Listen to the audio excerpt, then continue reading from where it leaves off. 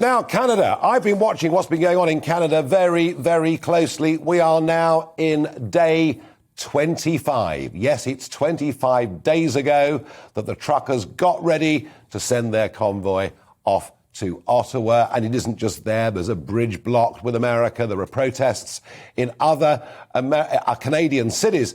And from the start, these protesters have been branded by the government in Canada as white supremacists, far-right extremists. Every pejorative term you can think of has been thrown at these people. Even talk today that a lorry was stopped at the border that had guns in it. So every attempt has been made to demonise these people. And yet I've sensed over the last couple of weeks that actually Trudeau is beginning to lose.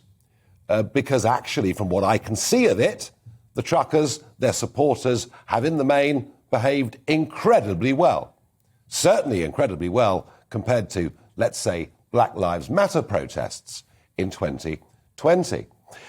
And I guess in a country like Canada, or perhaps even Israel, which has now got its own convoy of truckers, I guess when you look at the United Kingdom, you look at Denmark, and you see that basically all restrictions have been removed, that people are being allowed to exercise their own common sense.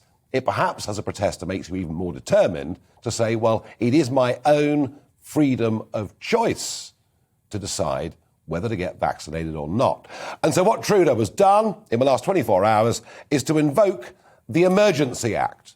It was a piece of legislation originally brought in during the war, updated in the 1980s, and it gives considerable powers. Indeed, Trudeau's deputy has said they now intend to freeze truckers' personal and corporate bank accounts, suspend the insurance on their trucks, and tow their vehicles away. So the Canadian government getting very, very heavy, and I just begin to think maybe this is a sign of them losing. Now, we have had various commentators and journalists on this over the last couple of weeks.